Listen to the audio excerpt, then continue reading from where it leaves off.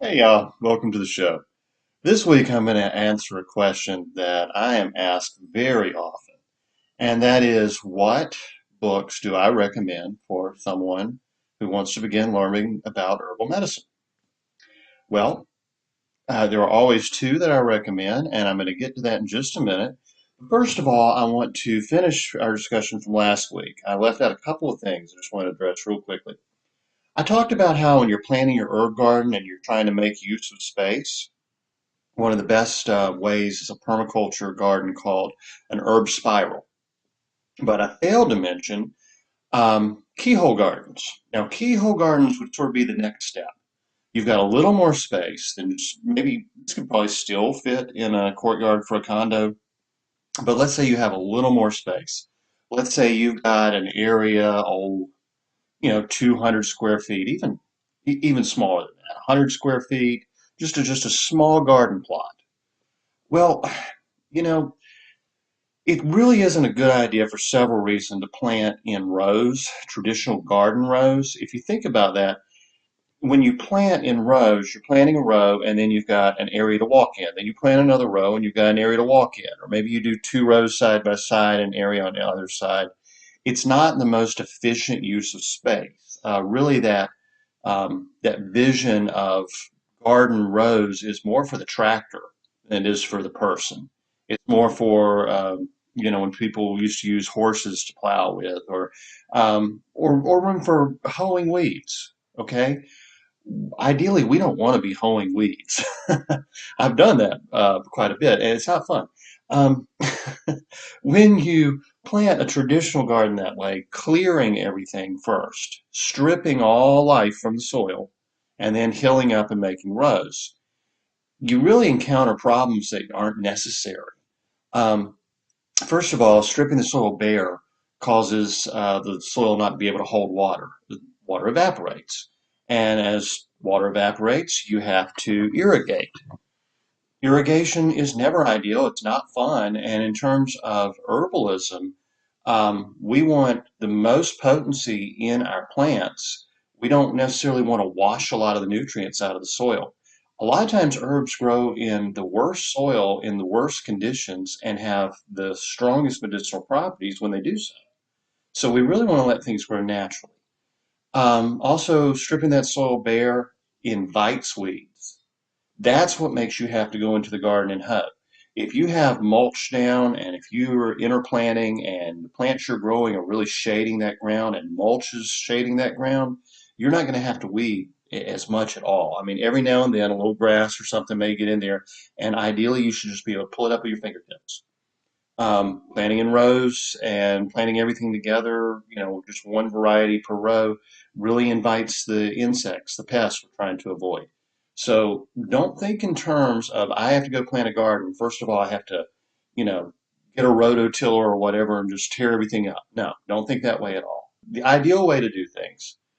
Let's first of all just talk about raised beds. Now, I'm sure you've seen raised beds. Mel Bartholomew and I believe his name is Jeff Ball wrote two fantastic books on raised beds, Square Foot Gardening and The 60-Minute Garden. Square Foot Gardening became much more popular because Bartholomew got his own show on PBS.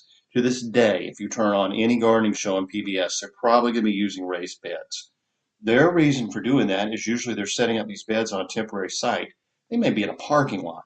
They just go and put a box, fill it full of soil, and they're growing nice plants in there very quickly. Raised beds are great, but they're expensive. You've got the expense of the lumber, and then you've got the expense of the materials to fill them with.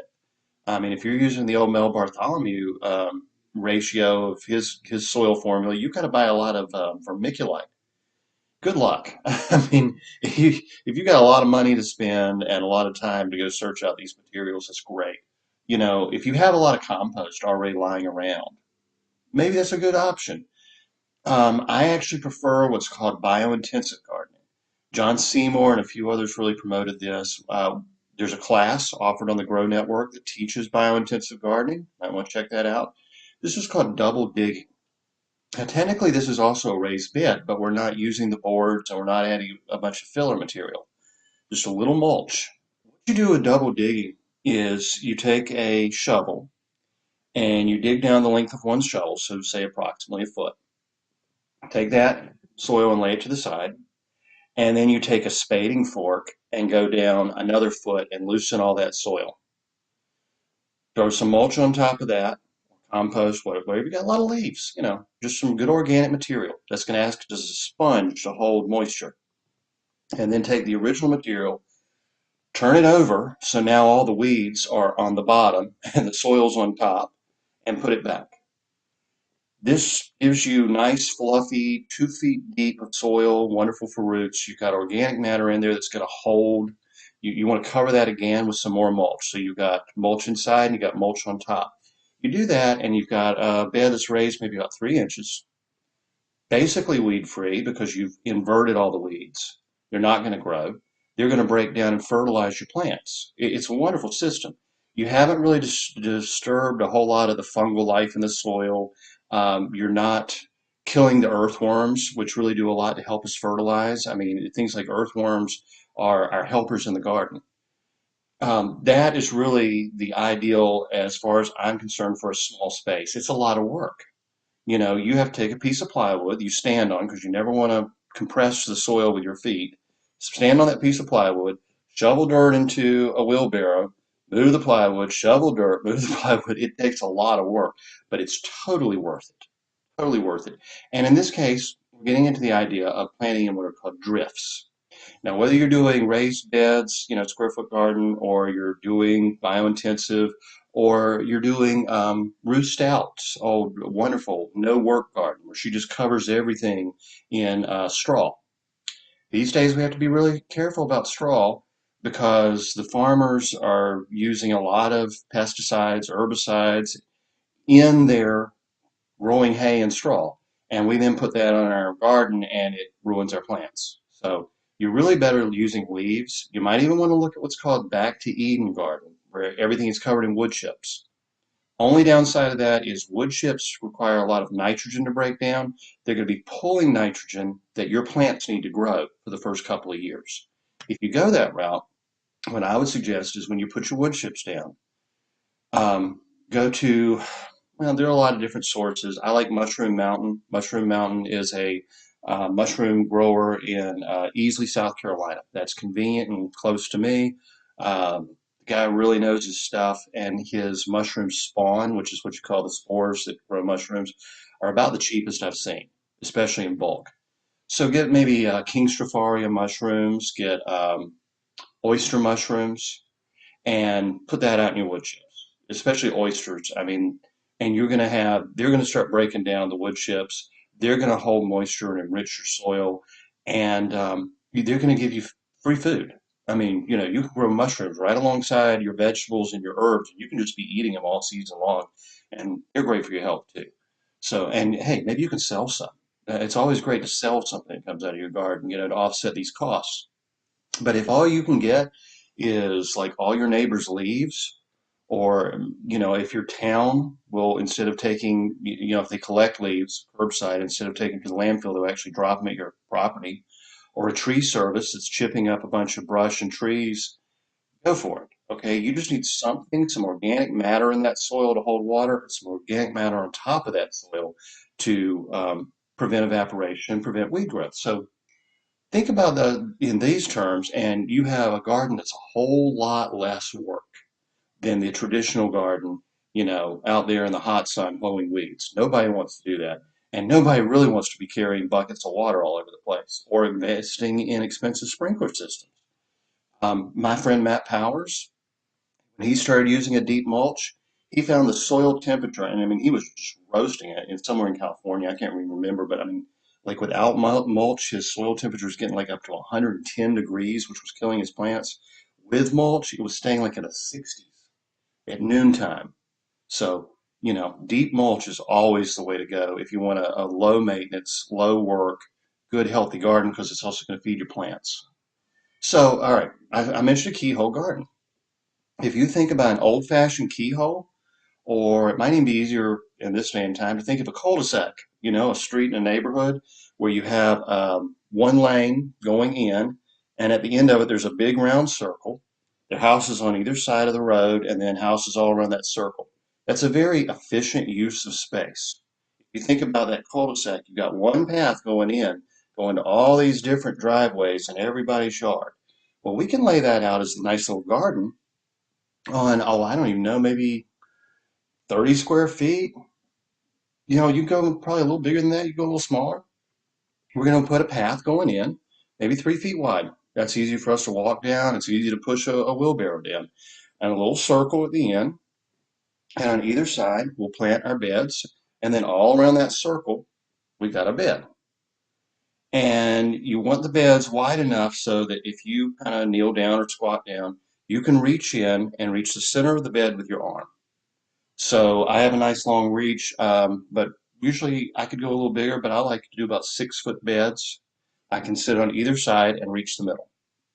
So that's a lot of space. And if you're planting in drifts, you can really intensively plant that and you can walk through, you can seed, you can harvest, you can weed if necessary, you can water if necessary without doing a lot of extra movement, without ever stepping on your garden beds and compressing the soil.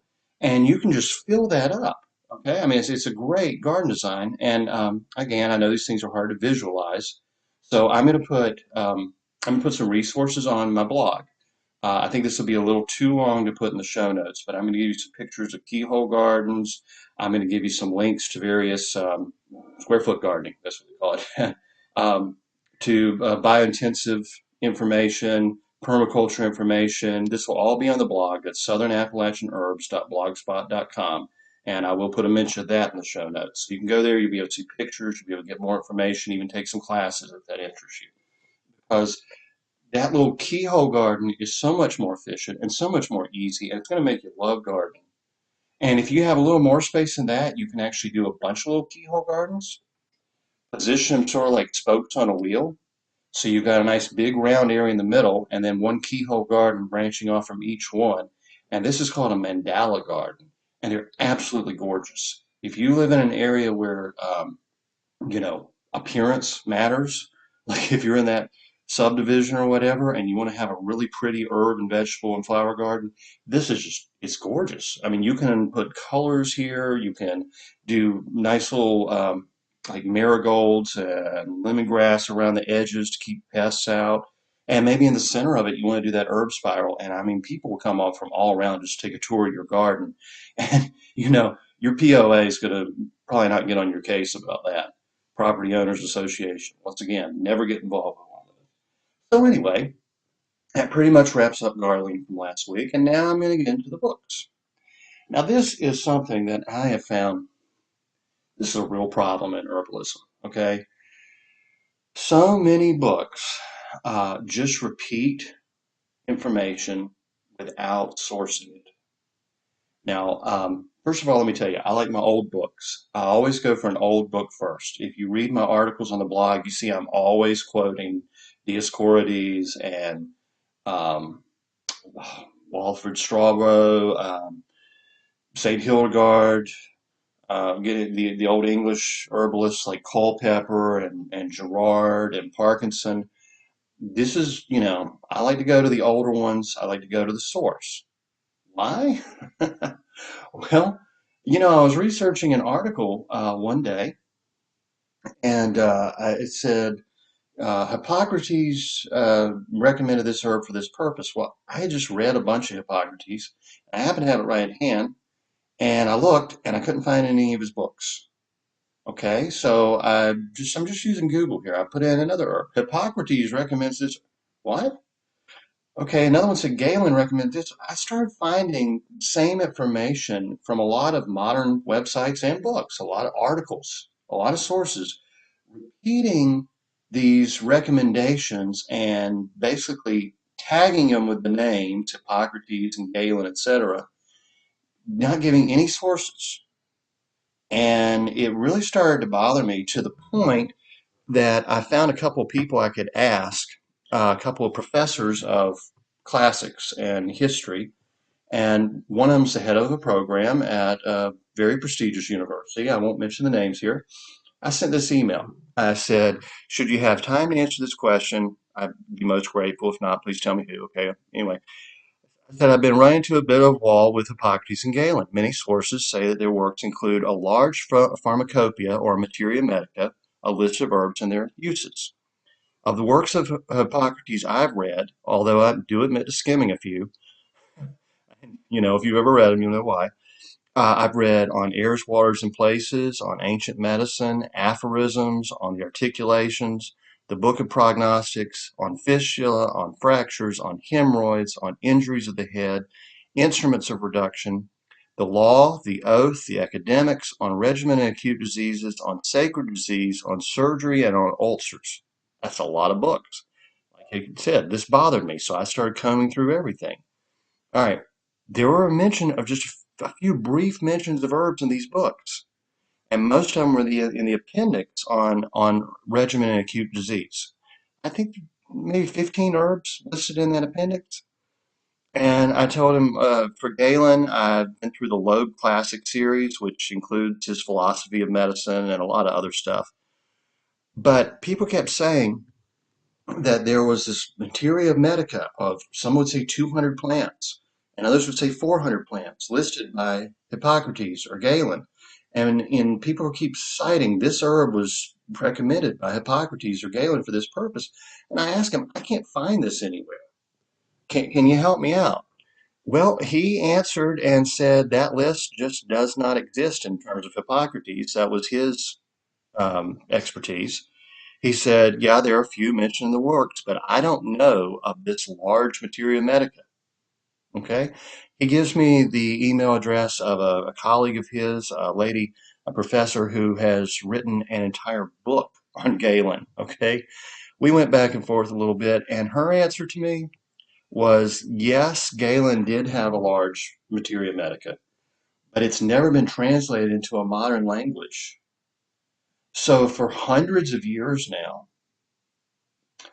we have to assume that everyone who was citing this materia medica of Galen or pharmacopoeia or whatever you want to call it, his list of herbs and their uses, hundreds of them, not just a few here and there, but an actual comprehensive, could either read ancient Greek or ancient Syrian and somehow was able to get hold of a copy like his, I think was it on Simple Medicines or something. This is the one that most of this information is said to exist in.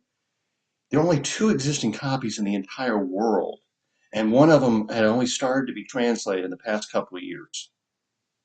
There are a couple others, but like I said, basically they told me these people are full of it.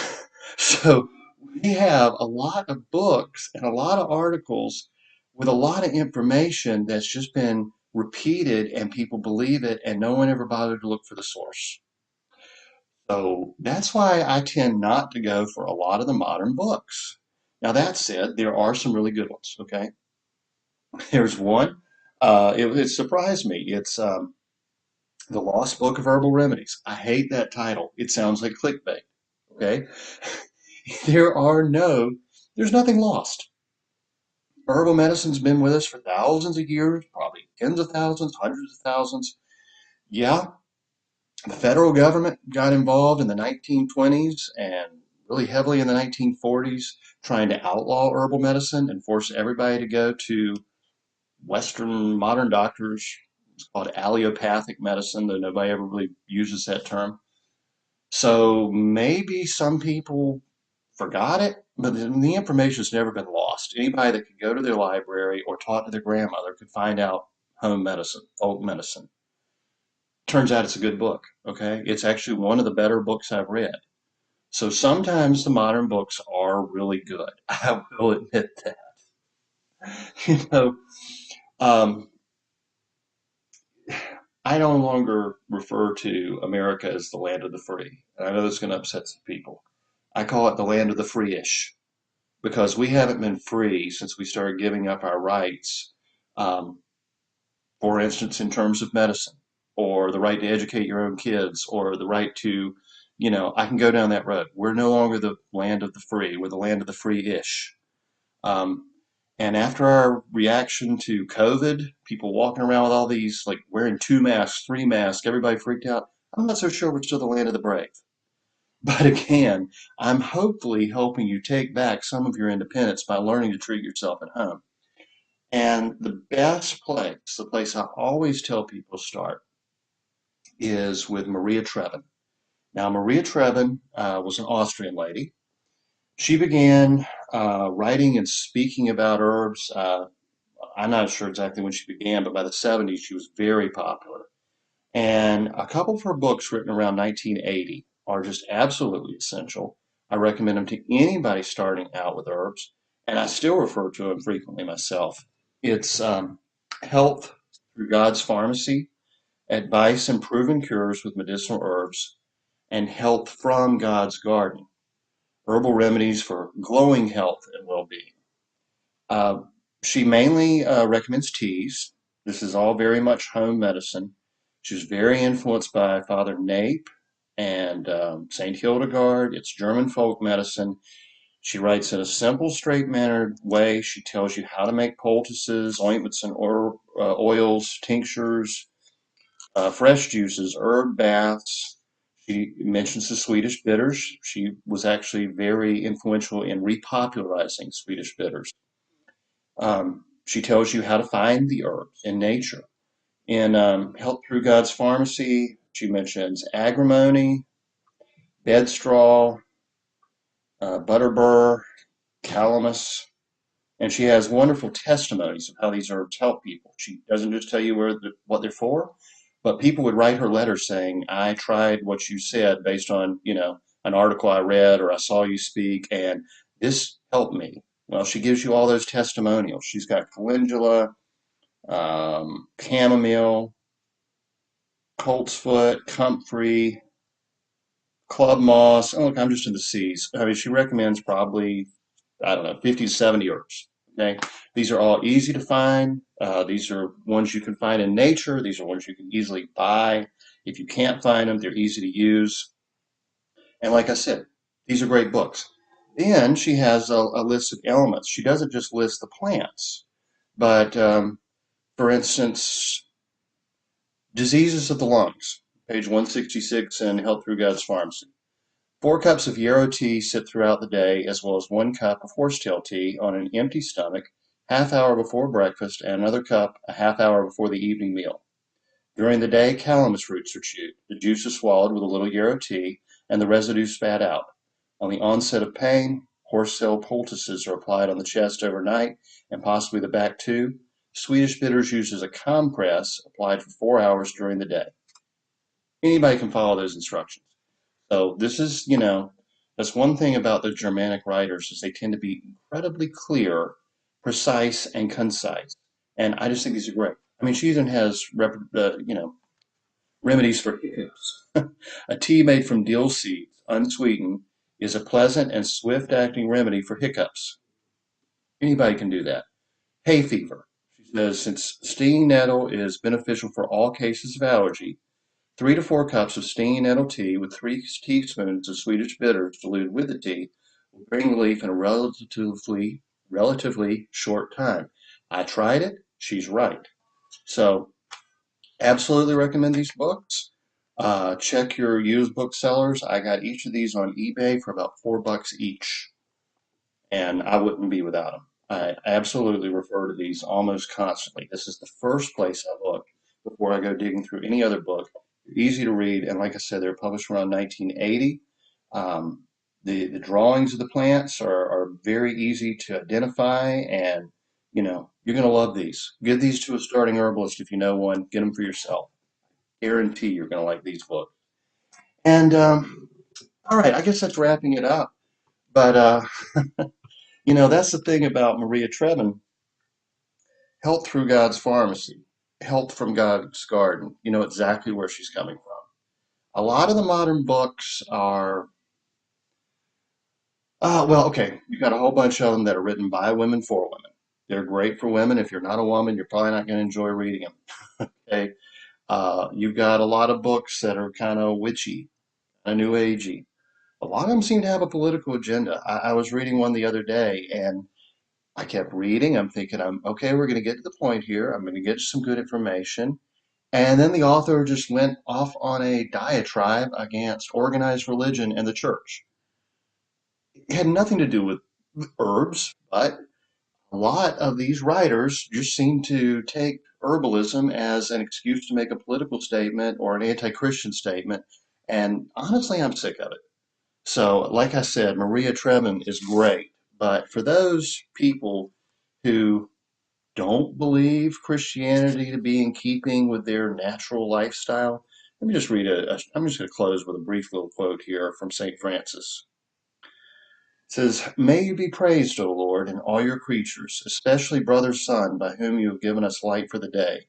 He is beautiful, radiating great splendor, and offering us a symbol of you, the Most High. May you be praised, my Lord, for sister water, who is useful and humble, precious and chaste. May you be praised, my Lord, for sister earth, our mother, who bears and feeds us, and produces the varieties of fruits and dappled flowers and grasses.